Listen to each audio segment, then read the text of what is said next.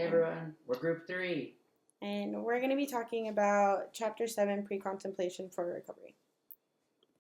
The first things that we're going to talk about is the defining characteristics. Usually you're going to see that the individual is not seriously considering changing the behavior. There's a lack of concern or interest in change at all. Little consciousness raising or self and environmental reevaluation unless it is to protect the current behavior. Their decisional balance is usually strongly tipped against change. Those in pre-contemplation is usually going to ask why change at all. D. Clemente references what he calls the 5 R's. The first one's going to be revealing. These individuals are usually having too much of a good time engaging in the behavior to change at all. They haven't really seen any negative consequences or their benefits strongly outweigh them. These individuals are usually pretty confident in their ability to change if they really wanted to. The second one is reluctance. These individuals usually tend to avoid considering change. It's not because they're resistant to it, just more hesitant about the change itself. They're usually going to be the ones that say that everyone has a bad habit or whose habit doesn't pose risks at all. The third one is rebellion.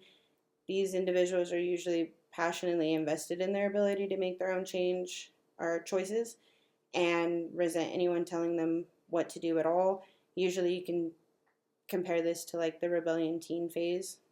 4 is resignation. These individuals usually will appear hopeless or helpless to the thought of change at all. Usually you can compare it to those who have gone through recovery and have failed, so they no longer feel like it's an option for them or it seems impossible.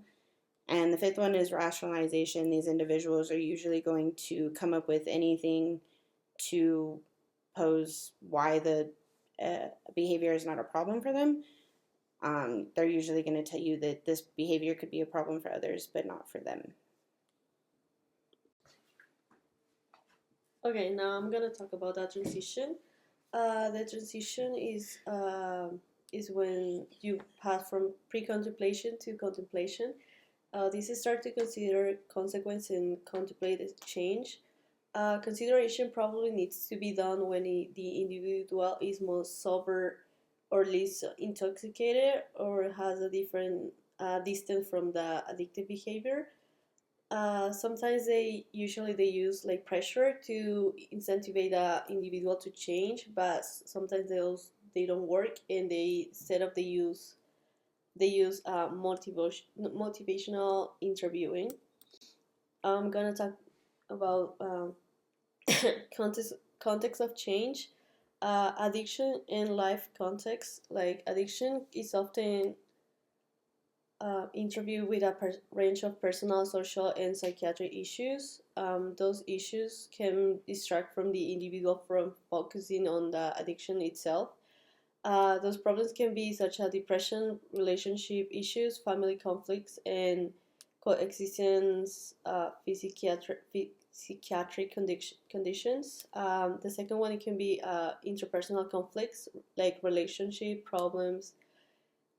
Marital issues are often the main cause of what individuals need help with. However, addressing these conflicts might be seen as a diversion from tackling addiction, and it's unclear whether they should be addressed first or alongside the addiction. The third one, it will be a system problem. System problems are like in addiction is often part of a large group of contexts of dysfunction, including family or social system problems such as abuse, substance use in family members, or financial instability. These issues make the change process more complicated, and the fourth one is addressing multiple addictions. This one is multiple addictions. Many individuals struggle with multiple addictions, such as alcohol, drugs, and nicotine. Treatment one addiction without addressing the others can complicate recovery, such as addiction behaviors often interact and reinforce one form to another. Okay, now I'm going to talk about some strategies. The first is patience and persistence are needed to address the complexity of problems that are the fabric of the addicted individual's life. The second, certain issues must be addressed before effectively engaging in the process of change, such as consciousness raising, self and environmental reevaluation, and building supportive relationships. Harm reduction strategies also are to reduce associated problems or relieve stress and distress should contain messages and strategies that also attempt to create interest and concern for recovery. The fourth one is the reality that multiple problems and the addiction will often have to be addressed at the same time using a multi-component and multi-dimensional intervention strategy. Understanding like where the individual is at in the process of change is really helpful for this. And then finally, it seems critical that the addiction not be relegated completely to the background, no matter what approach the individual in pre-contemplation or the intervener uses. Allowing the addictive individual to move the addiction completely to the back burner reduces the potential for increase in concerns. And then we have the dimensions of change. The stage task is discovering any consequences and concerns about the problematic pattern of addictive behavior that arouse consideration of change. For the change processes at work, we have cognitive experiential processes that have been used primarily to support continued use in the face of negative consequences.